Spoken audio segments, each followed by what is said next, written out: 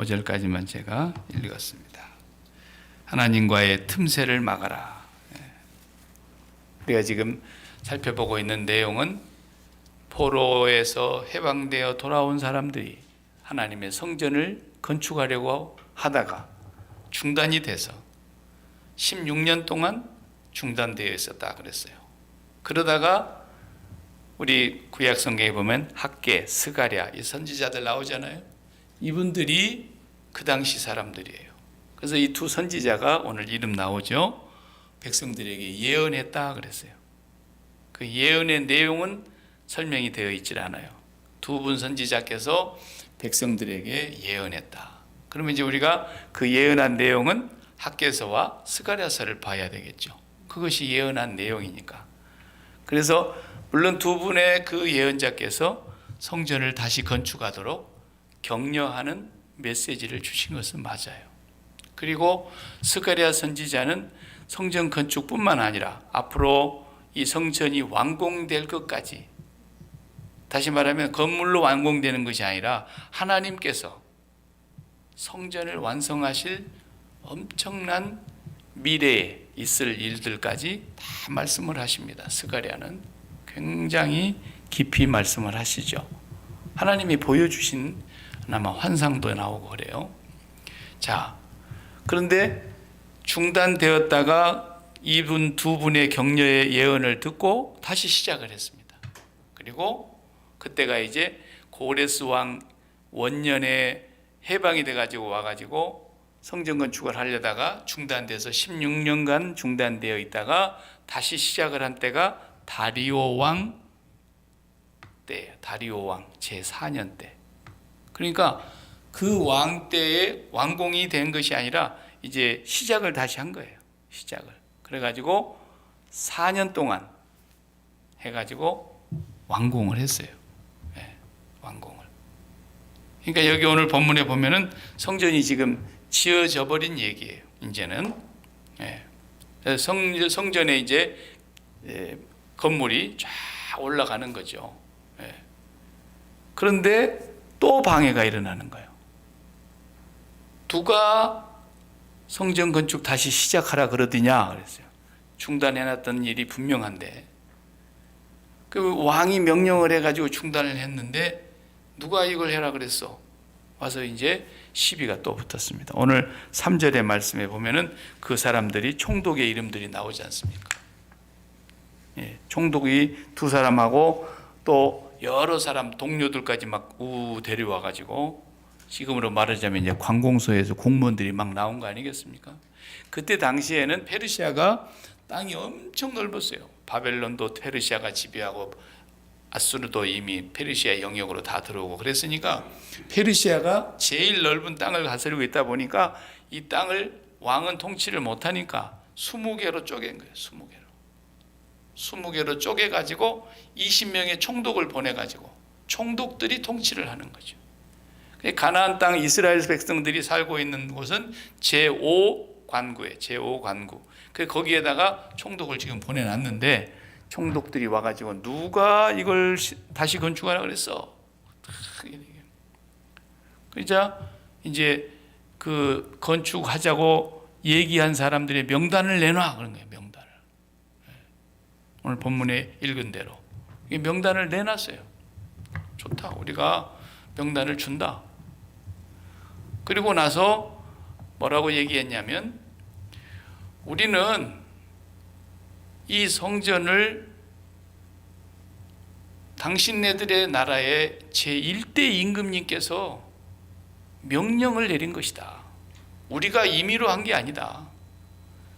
그 명령이 정말 우리에게 분명하게 증거가 있다. 그러니까 우리한테 이러지 말고 거기 페르시아의 왕에게 물어봐라. 틀림없이 제1대 임금님의 궁중에 기록해놓은 역사가 있을 것이다. 그러니까 이제 궁중의 대통령도 대통령 기록물이라는 게 있지 않습니까? 그럼 그 대통령 기록물을 다 청와대에 보관을 해놓고 이제 가는 거 아니에요? 그런 것처럼 왕의 역사를 궁궐의 서기관이 전부 적는 거예요. 그래서 다 정리를 해놓는데 거기 궁궐에 틀림없이 당신네 나라의 초대 임금님께서 우리에게 명령해서 우리가 본래는 여기에 살았던 사람들이었는데, 그리고 크신 하나님을 섬기던 사람들이었는데, 우리가 하나님 앞에 범죄해가지고 하나님께서 우리를 매를 때려서 우리가 고난을 당해서 바벨론이라는 나라에 포로로 끌려가게 된 것이었고, 또 70년이 지나서 바벨론이 망하면서 당신네 나라가 처음으로 솟아날 때 그 임금님께서 우리를 다시 고국으로 돌아가라 그럴 때는 그냥 몸만 가르지 않고 우리에게 엄청난 재물을 주셨고, 모든 백성들조차도 우리에게 재물을 줘서 보내라고 왕이 명령을 직접 했다. 조사해봐라. 그 내용이 이제 우리가 6절부터서 17절까지 안 읽은 내용이 그 내용이에요. 그러니까 이제 이 총독이 편지를 쓰는 거예요. 6절, 7절 보면은 그 내용이 총독에게 직접 총독이 왕에게 편지를 보냅니다. 이쪽에 강서편에 이러이러한 백성이 살고 있는데 이 백성들이 성전 건축을 중단하라 했더니만 우리의 허락도 없이 성전 건축을 해버렸습니다. 그런데 이들의 말을 들어보니까 여차여차한데 왕께서 그게 사실인지 궁중의 기록으로 확인해 주시기 바랍니다. 이렇게 편지를 보낸 거예요. 그랬더니 6장에 이제 내용이 왕으로부터 다시 편지가 오는데, 6장의 내용은 뭐냐면 우리가 찾아보니까 맞다. 그 사람들이 앞으로 성벽도 쌓아야 되고 성곽을 증축하고 다 해야 될 텐데 아무도 방해하지 말고 거기 들어가는 모든 경비까지 다 지원해주고, 이렇게 왕에게서 답변이 와버렸어요. 그게 6장의 내용입니다. 그래서 이 일이 그냥 순조롭게 건축이 됐어요. 이때가 BC, Before Christ, 예수님 오시기 전이니까 언제냐면은 520년경이에요. 520년. 그러니까 BC 5세기, BC 4세기 이 무렵에 이 일들이 벌어졌다니까요. 예수님 오시기 전에. 제가 말씀을 준비하면서 이 성전이 건축되고 있었던 그 당시에 그 팔레스틴 지역의 예루살렘에 솔로몬 성전이 세워졌다가 불타버린 그 터전에다가 다시 예루살렘 성전을 건축을 하는데, 그 엄청난 역사가 이루어지고 있을 때 다른 나라는 뭐하고 살았나? 세계의 역사에 보면은 그 시절에 그 사람들은 뭐하고 살았나? 이걸 한번 더듬어 볼 필요가 있어서 한번 봤더니, 그 당시에 이집트에서 나온 그 이집트 있죠? 그 이집트는 그 당시에는 어마어마한 나라입니다. 그래서 강을 중심으로 이렇게 문화가 문명이 발전돼 가는데, 어느 도시나 강이 없이는, 물이 없이는 도시가 생겨날 수가 없잖아요. 어느 도시든지 물이 있어야 돼요. 물이 없으면 물을 끌어다가라도 해야 도시가 만들어지는 거예요. 우리 야끼마도 강이 흘리니까 지금 도시가 형성이 되는 거예요. 이집트는 나일강이 보배예요, 보배.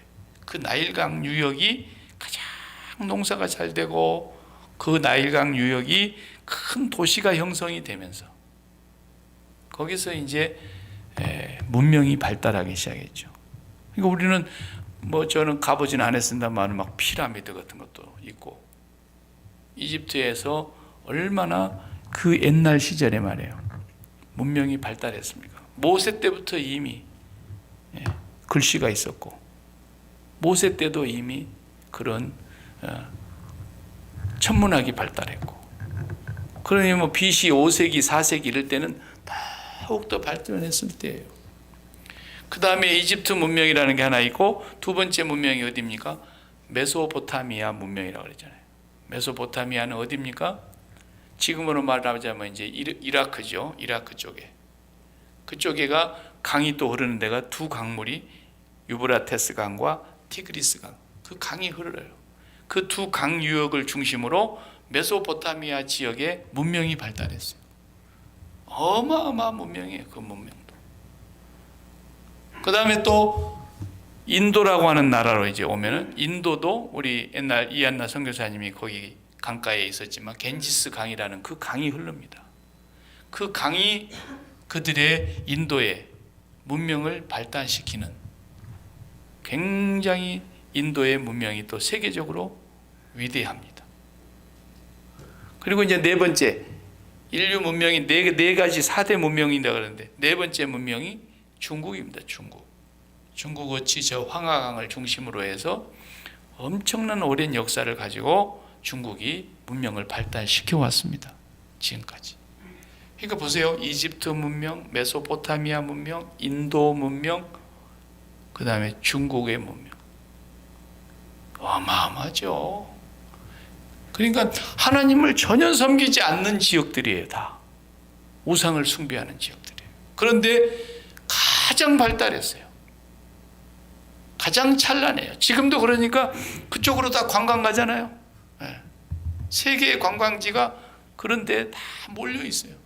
그 오랜 역사를 가지고 있는 문화와 문명의 발자취를 보려고 고대 시대부터 있었으니까.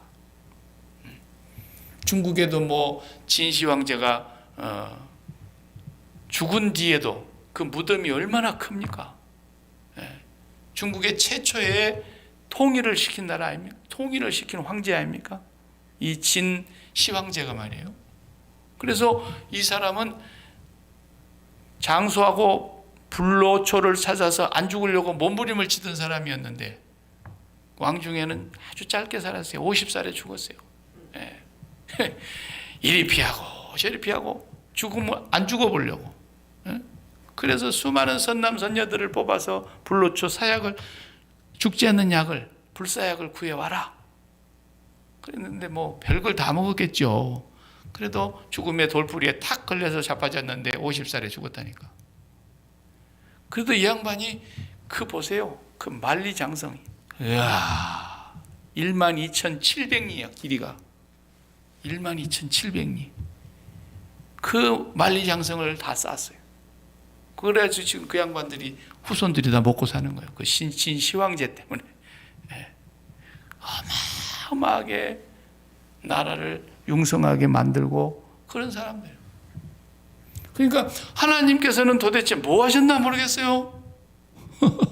하나님도 안 믿는 것들이 그렇게 문화를 발달시키고 문명을 찬란하게 꽃피우고 있는 동안에 팔레스틴에서는 어디 저기 메소포타미아의 골짜기에서 살던 아브라함 하나를 불러내가지고 하나님은 가나안 땅에 와가지고 땅 한 평도 안 주고 그냥 이리저리 떠돌이처럼 살게 하시다가 그러다가 또 그 자손 중에 하나가 이집트로 내려가는 바람에 야곱의 자손이 다 내려가고 그러다가 500년 지나니까 그냥 인구가 엄청나게 불어나기는 했는데 다시 가나안 땅에 끌고 오는 동안에 광야를 지나서 또 요단강을 건너서 가나안 땅에 데려다 놨더니 아브라함하고 약속을 지켰죠.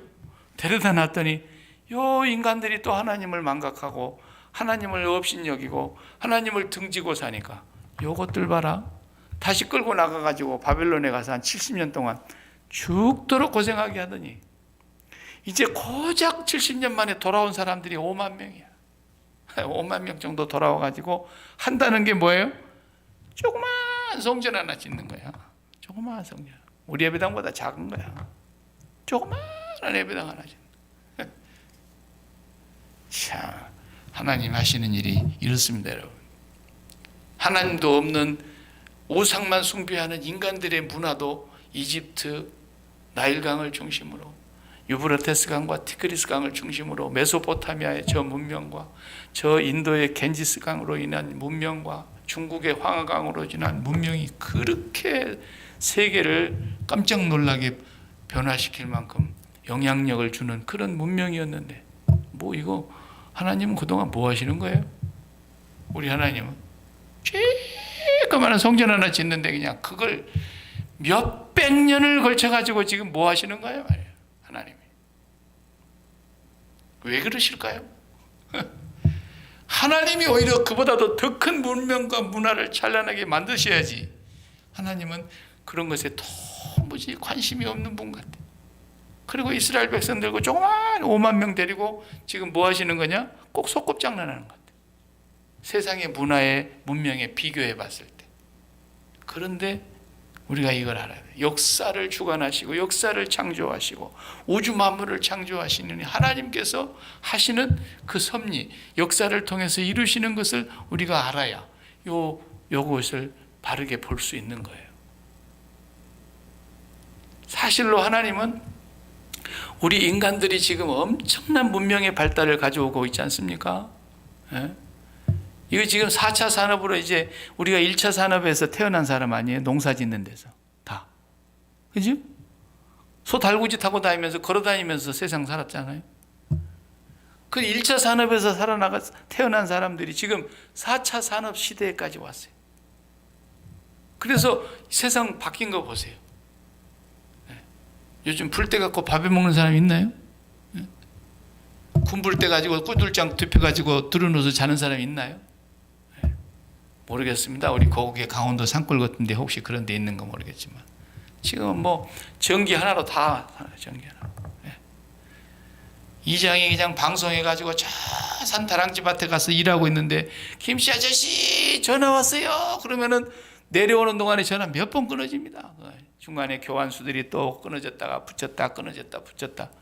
우리가 이런 세상을 살다가 전부 지금 손에다가 컴퓨터 하나씩 들고 다니는 거 보세요. 인류가 만들어내는 문명입니다, 이게. 그래서 하나님은 이런 데 사실 관심이 없으세요. 하나님 허락해 두시는 거야. 하나님은 어디에만 관심이 있느냐? 오직 성전에만 관심이 있는 거예요. 하나님. 청와대에도 관심 없어요, 하나님은. 백악관도 하나님이 관심 없어요. 네. 하나님은 언제나 성전에만 관심이 있어요. 일생 우리가 살아가는 동안에 하나님이 성전에만 일편단심 하나님은 성전만 관심 가지세요. 성전만. 그리고 약속했어요. 거기에만 내가 있겠다. 그 눈도 거기만 내가 지켜보겠다. 얼굴도 거기를 향하여 있겠다. 항상 하나님은 성전에만. 이걸 우리가 알아야 돼요. 그러니까 뭐 인간들이 또 좀 하나님을 나타내 보려고 옛날 중세시대 같은 때는 참 예배당도 크게 지었습니다. 요즘 다 그런데 이제 우리가 고궁에 놀러 가듯이 그것도 관광지가 돼가지고 예배당 구경하러 다니는 데가 많습니다. 이제 유럽에 같은 데는 특히나 그러지 않습니까? 저 북쪽의 러시아도 그렇고 예배당들을 세상에 그렇게 아름답게 그렇게 크게 웅장하게 그것도 우리같이 그냥 2, 3년에 하나씩 지어내는 게 아니라 300년에 걸쳐서 어떤 게는 500년에 걸쳐서 성당 하나 짓는데 근데 하나님 그게 관심 있어요? 없어요. 하나님 그런 데 관심이 없어요. 그러니까 지금 그런 성당들 보세요. 그런 예배당들 보세요. 다 어디로 갔어요? 관광지 아니면 지금 모슬렘에서 다 사갔어요. 우상숭배의 전당이 돼버린 거 그게. 하나님은 손으로 지은 곳에 거하지 않는다 그랬잖아요. 아니 사도 바울이 그 2000년 전에 한 얘기예요. 사도행전 읽어보세요. 하나님은 손으로 지은 성전에 거하지 아니하신다 그랬단 말이에요. 더 이상 손으로 지은 것이 성전이 될 수 없다라는 거예요. 사도 바울이 한 얘기가 아니라 예수님도 먼저 이 산에서도 아니고 저 산에서도 아니야. 영과 진리로 예배하는 자만 하나님이 받으세요. 네. 어느 장소가 아니다라는 거예요. 벌써 2000년 전에 얘기했는데 하나님의 백성들은 그 소리를 아직도 못 알아듣고 건물에다가 그렇게 신경을 많이 쓰는 거예요. 건물에다가. 하나님의 관심은 오직 성전입니다. 그러면 구약시대의 그 조그만 성전 하나 정말 어마어마한 세상 사람들도 문명을 만들어내는데 예수님 오시기까지 하나님이 하신 일은 그 성전 하나예요. 성전 하나. 지었다가 불탔다가 다시 지었다가 세웠다가 허물었다가 이러고 있는 거예요. 계속 성전.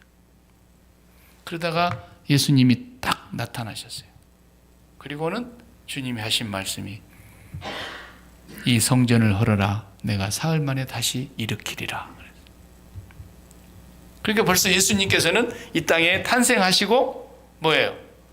성전에 올라가시기도 하고 그랬지만 이 성전은 이미 하나님이 떠난 곳이었어요. 예수님 거기 왜 가셨느냐? 진짜 성전을 보여주시려고. 그리고 거기 가야 유대인들을 만날 수 있잖아요. 거기 모여 있으니까. 그래서 거기 가서 진짜 하나님의 성전이 뭔가를 가르쳐 줘야 되니까. 너희가 지어져 놓고 뭐 헤롯이 지었다고? 헤롯 때 46년씩이나 지었다고? 강도의 소굴 아니야 이게. 강도의 소굴. 주님이 그걸 성전이라 그랬어요? 강도의 소굴이라 그랬지. 그러니까 이미 거기는 하나님이 떠난 곳이에요. 하나님이 전혀 그곳에서 드리는 예배를 받으시질 않는 거예요. 쟤들끼리 그냥 놀고 있는 거죠. 하나님은 평생에 성전 하나를 본디 하나님이 성전이세요. 성경에서 말하는 것은 하나님이 성전이세요. 그리고 예수님이 성전이세요. 그리고 성령님이 성전인데 성령님이 왜 성전이냐? 우리를 성령을 보내셔서 우리에게 성령이 거하시게 함으로써 우리를 성전 만들려고 성령님이 오신 거거든요. 그러니까 하나님이 성전이고 예수님이 성전이고 성령님이 성전이신데 그 성전이 우리도 성전이 돼야 하나님과 함께 있을 수가 있기 때문에 우리를 성전 만들려고. 그래서 하나님의 관심은 오직 성전에만 있는 거예요. 성전에만. 그 성전에만 하나님이 거하시고 성전에만 하나님이 연합하시고 그 성전에만 하나님이 영원히 함께 하시기 때문에. 요한계시록이 22장까지 있는데 21장을 읽어보면 21장이 마지막 새하늘과 새 땅을 보여주시는데 사도 요한이 다 새하늘과 새 땅을 보니까 이 세상은 온데간데 없이 다 하나님이 처음 만드신 세상은 다 없애버렸고 새 하늘과 새 땅이 펼쳐지는데 보니까 요한계시록 21장 22절 내가 보니 성전이 새하늘과 새 땅에는 없었습니다. 그렇잖아요. 거기 성전이 없더라는 거예요. 성전. 그래서 찬찬히 보니까 누가 성전이었어요? 하나님과 어린 양이 성전이었습니다. 이렇게 나오잖아요. 요한계시록에 보면 21장 22절에 분명히 그렇게 말씀하세요. 그리고 이 땅의 성전과 하늘의 성전이 이제 만나는 장소인데 새하늘과 새 땅이 펼쳐질 때 보니까 예루살렘 성이 쫙 내려오는데 그 예루살렘 성이 뭐냐? 마치 신부가 신랑을 위하여 예쁘게 화장한 것 같더라는 거예요. 결혼식 날 보면은 신부가 얼마나 신랑을 맞이하기 위해서 예쁘게 단장합니까? 그런 표현으로 한 거야. 최고 아름답더라는 거야. 그 예루살렘 성이 하늘로부터서 보이는데 그게 뭐예요? 우리야, 우리. 하나님의 백성들.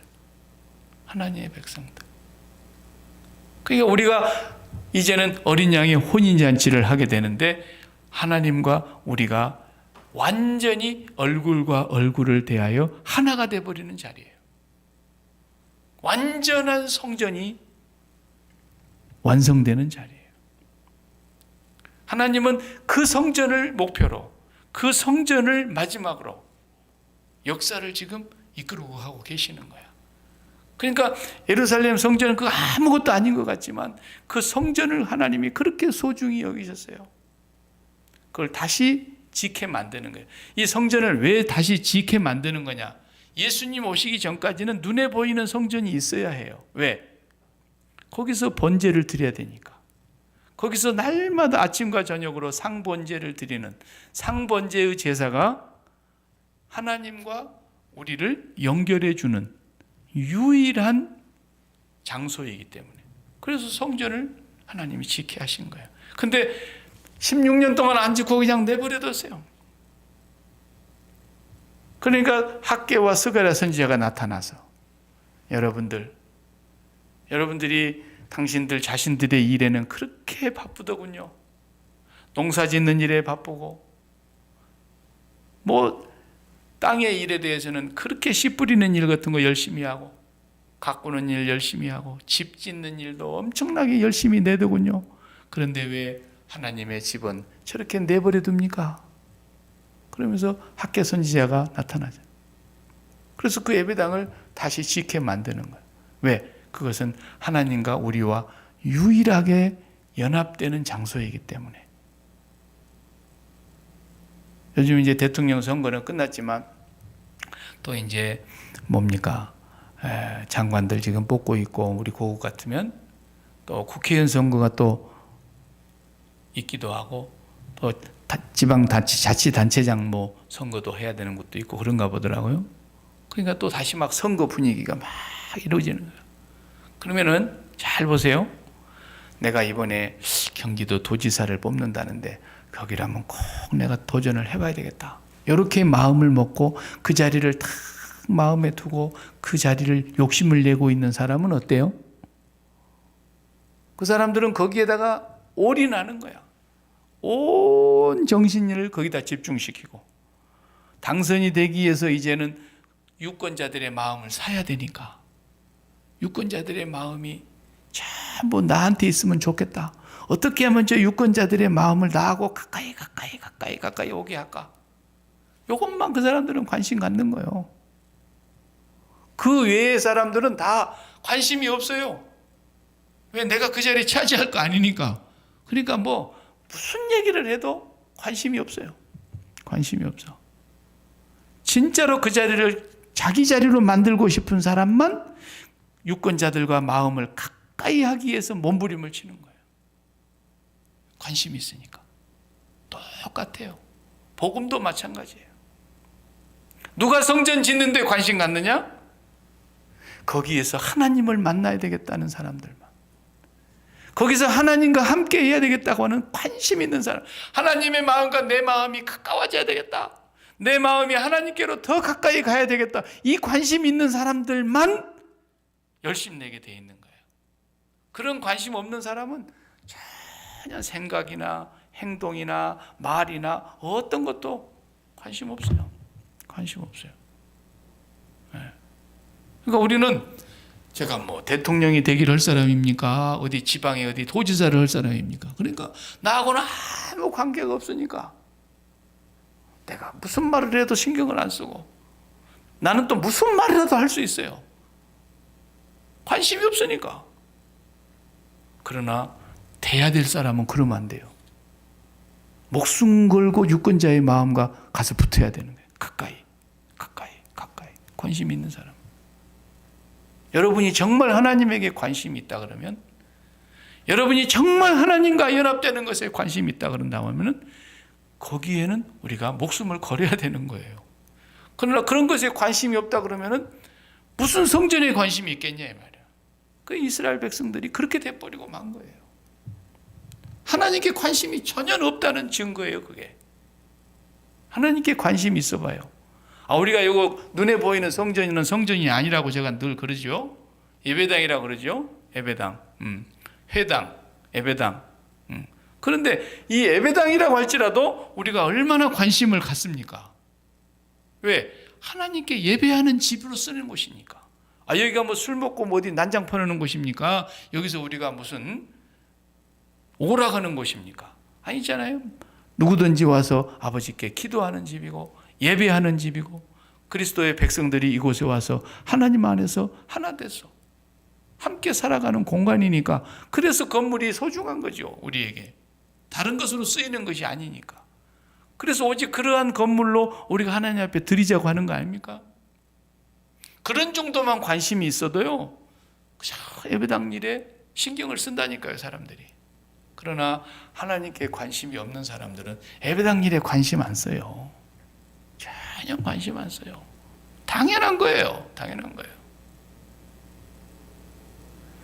우리 마음이 하나님과 가까이 되고 밀착되기를 정말로 원한다면은 성전에게 성전 짓는 데 관심을 가졌어야 한다는 거예요. 근데 그 당시에 사람들이 16년 동안이나 이걸 방치해뒀다고 하는 것은 그만큼 하나님에 대한 관심이 없어져 버렸다는 얘기가 되는 거죠. 오늘날로 말하면 이제 예수님이 오셔서 우리의 성전이 되어 주셨습니다.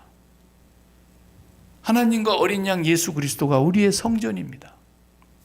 그렇기 때문에 우리가 그 안에 거해야 되는데, 성전 안에 거해야 되는데, 그래서 그분이 우리 안에, 우리가 그분 안에 이렇게 하나가 돼야 된단 말이에요.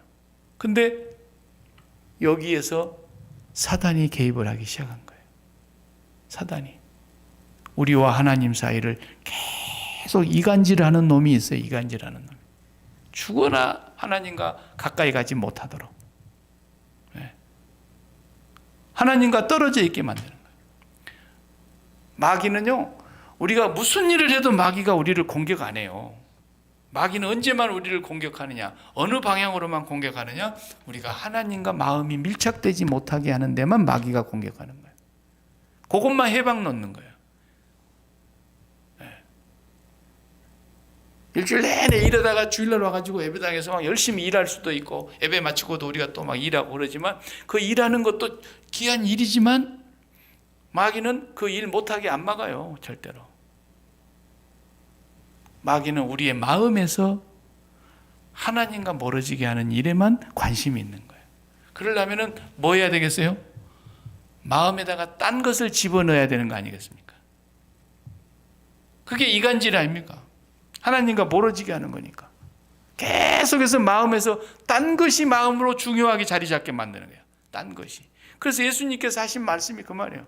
내가 너희들에게 세상에 화평을 주러 온 줄로 너희들이 생각하는가 본데, 화평을 주려고 온 줄로 생각지 말라. 화평이 아니요 도리어 뭐야? 검을 주러 왔다 그랬단 말이에요.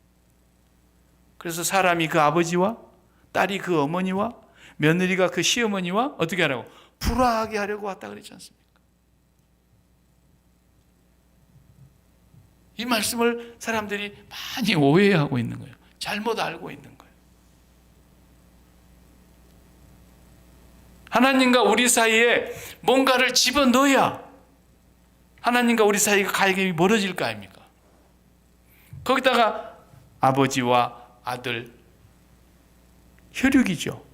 딸과 어미, 가족이죠.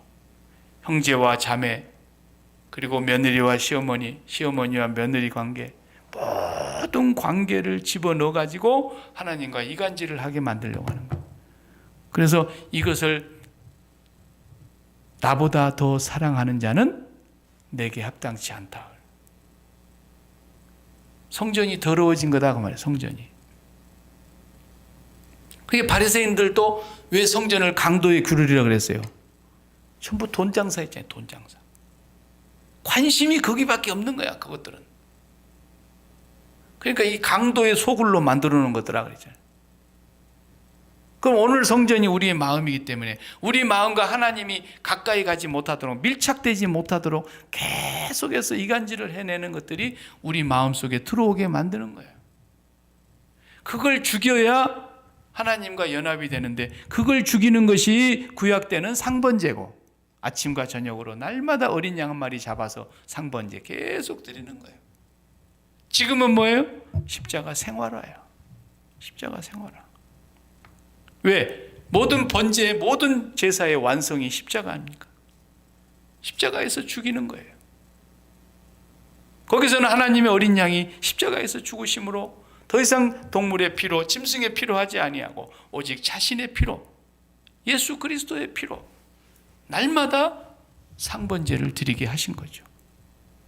그래서 십자가 생활화가 되지 않으면 우리 마음과 하나님의 마음이 밀착이 안 돼요. 절대로.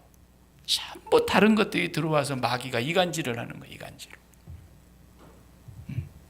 사도 바울도 그래서 내가 날마다 죽노라 그랬고, 고린도후서 15장 31절에 나는 날마다 죽노라 그랬고, 십자가 생활을 한다는 거예요. 고린도후서 4장 10절에는 이랬어요. 내가 예수 죽음을 몸에 짊어짐은 예수 생명이 내 안에 역사하게 하려 함이니 그랬어요. 또 고린도전서 15장 같은 데서는 뭐라 했어요?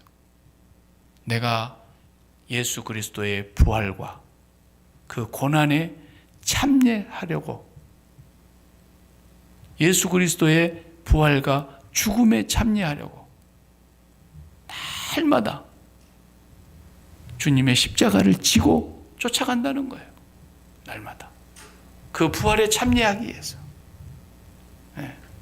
그러니까 우리는 십자가 생활화를 사도 바울이 그렇게 강조하고 있는데도 우리 속에서 십자가가 생활화가 되질 않아요. 이것은 성전을 더럽히는 거예요. 이것은 하나님과 우리 사이를 계속해서 이간질하는 마귀에게 우리가 밥이 되는 거예요. 밥이 되는 거예요. 하나님은 성전 하나 완성하는 것이 목표예요. 목표예요. 하나님과 우리가 연합이 되는 것은 다시 말하면 성전이 완성되는 걸 말하는 겁니다. 그래서 이 구약 시대부터서 뭐 이집트 너희들은 저 메소포타미아 문명을 만들고 이집트 문명을 만들고 뭐 인도의 문명을 만들고 뭐 중국의 문명을 만들고 세상은 이렇게 문명이 계속 발달돼 가서 앞으로는 이제 사람이 이제 뭐 더 문명을 발달시키게 되면 어떤 세상이 올 것인지 예측이 불가능한 세상이지만 하나님은 그거에 관심이 없어요. 그것은 전부가 다 계시록을 보면 한순간에 멸망을 시켜버릴 거라 그랬어요. 그리고 거기에 마음을 쏟고 있던 모든 사람들이 통곡하며 울부짖을 거라 그랬어요. 근데 우리는 뭐예요? 우리는 매일 성전에만 관심 갖는 거예요.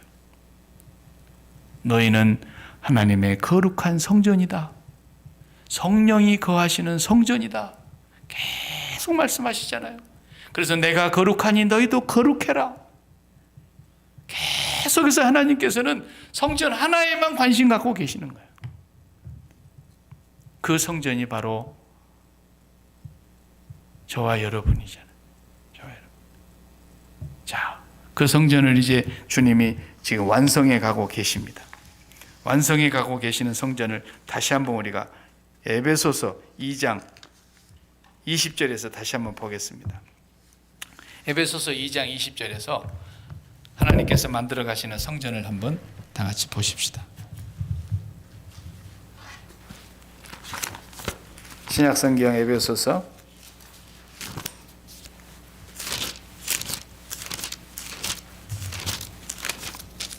2장 20절. 자, 너희는 사도들과 선지자들의 터 위에 세우심을 입은 자라. 그리스도 예수께서 친히 모퉁이 돌이 되셨느니라. 그렇죠? 예수님이 기초돌이에요. 예수님이 기초돌이시고 거기가 예수님의 사도들, 12사도들과 선지자들이 예수님의 복음을 전했어요. 그 십자가의 복음을 전했어요. 그 터 위에 우리가 이제 세우심을 받았어요. 21절, 그 안에서 건물마다 서로 연결하여 주 안에서 성전이 되어 가고, 여기는 사람을 건물로 비유했어요. 우리 사람들이 서로 다 연결이 되는데 뭘로 연결이 되냐? 예수님의 십자가의 피로 연결이 되는 거예요. 그래 돼서 성전이 우리가 지금 되어가고 있다니까요. 성전이 지금 만들어져 가고 있잖아요. 그 다음 22절에 보면 너희도 성령 안에서 하나님이 거하실 처소가 되기 위하여, 성전이 되기 위하여 그리스도 예수 안에서 함께 지어져 가느니라. 우리는 지금 성전으로 지어져 가고 있는 중이에요. 이 성전이 완성되는 날이 세상이 끝나는 날이에요. 그래서 이 성전이 하나님 안에서 항상 틈새가 없어야 된다. 오늘 제가 설교 제목을 하나님과의 틈새를 막아야 된다 하는데, 하나님과 우리 사이에 틈이 갈라지면 이게 바로 범죄하는 거예요. 이게 타락이에요. 제일 무서운 게 이거예요. 그래서 이스라엘의 성전이 불탔던 것도 자기들은 성전만 있으면, 건물만 있으면 하나님이 절대 자기들을 떠나지 않을 거라고 생각했는데 그렇지 않아요. 하나님이 떠나시는 걸 보여줬어요. 성전은 성전 때문에 있는 것이 아니라 성전은 하나님과 절대로 틈새가 있어서는 안 된다. 하나님과 밀착하고 있어야 된다. 하나님의 마음과 하나가 되어야 된다는 것 때문에 성전을 주신 거거든. 그래서 마지막 세상이 끝나는 날에 새하늘과 새 땅이 펼쳐지면 하나님의 성전, 그 성전이 하나님이 성전이시고 예수님이 성전이시고 성령님이 성전이신데, 이 땅에 오신 성령님을 모시고 살았던 성도들이 하나님과 연합되는 완벽한 완전한 성전을 이루고 살아가는, 그게 천국이에요. 그게 천국이에요. 그러니까 우리는 지금부터 연습을 날마다 상번제를 드렸듯이 날마다 우리는 십자가 생활화를 통해서 하나님과 우리 사이의 틈새를 막아야 돼요. 거기에 뭐가 끼어들어오면 안 돼. 어떤 것도 끼어들어오면 안 돼. 아무리 아들이 소중하고 아무리 아들이 귀해도 일단은 결혼을 하면 그 사이에 시아버지 시어머니 들어가면 돼요, 안 돼요? 안 돼요. 그냥 머리채를 잡아 당겨서라도 뽑아내야 돼요. 거기는 들어갈 자리가 아닌 거예요, 절대로. 그리고 그 안에 들어가면 풍비박산 납니다. 반드시 그렇게 되어 있어요.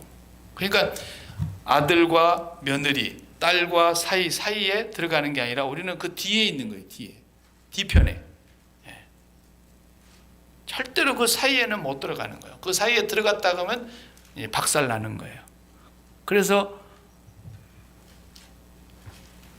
요즘에 그 젊은 새 애기들은 결혼하지 않은 이제 요즘 젊은 여자들은 신랑감을 구하는 데 있어서 제일 안 좋은 신랑감 1번이 뭐냐 이렇게 이제 설문조사를 해보니까 마마보이.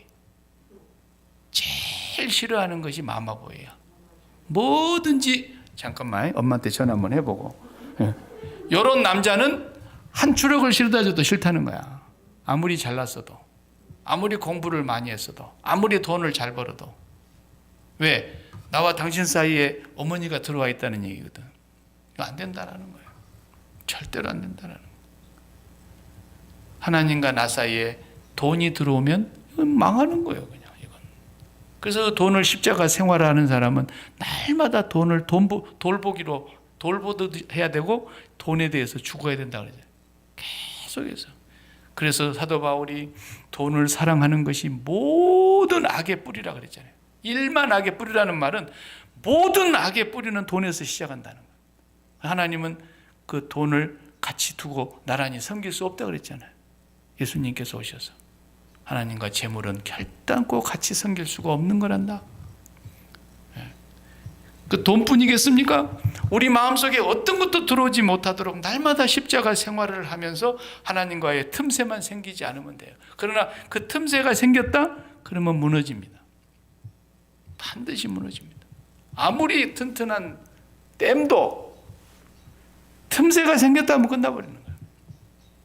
틈새가. 우리가 매일매일 예수를 잘 믿는 것이 뭐냐? 일 잘하는 거, 또 뭐 여러 가지 있죠. 우리가 활동하는 거. 그런 것들보다도 더 우선하는 게 뭐냐? 성전을 건축하는 거예요. 성전을 잘 관리해야 되는 거예요. 그래서 하나님과 나 사이에 어떤 것도 틈새를 만들지 못하게 해야 된다는 거예요. 그것이 우리 예수 믿는 사람의 최고, 예수 잘 믿는 겁니다. 그렇게 예수 잘 믿는 사람은 일도 잘해요. 일도 잘해. 그런데 그걸 잘 못하고 일 잘하는 건 하나님 앞에 상 받을 일은 아니에요.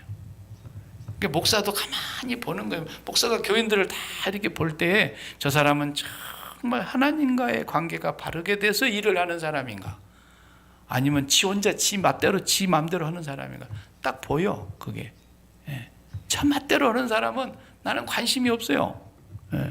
저 언제 저거 철들라나 걱정만 되는 거야. 걱정만. 일 잘한다고 좋아하는 것이 아니에요. 하나님과의 관계가 바르게 되는 것이 목숨보다도 중요한 거예요. 그것이 안 되고 일 잘하는 거 아무 소용없습니다. 그것이 안 되고 헌금도 잘하고 기도도 잘하고 다 소용없어요. 아무 소용이 없는 거예요. 내가 하나님 앞에서 그것을 가르치는 사람이고 내가 그렇게 살아가려고 몸부림치는 사람인 거예요. 나 역시도 완벽하지 않으니까. 내가 그렇게 살지 못하면 내가 위선자가 되기 때문에 우리는 그만큼 성전을 소중히 여겨야 됩니다. 그래서 오늘 또 우리가 이 성전 재건축하는 얘기를 지금 에스라를 통해서 보고 있는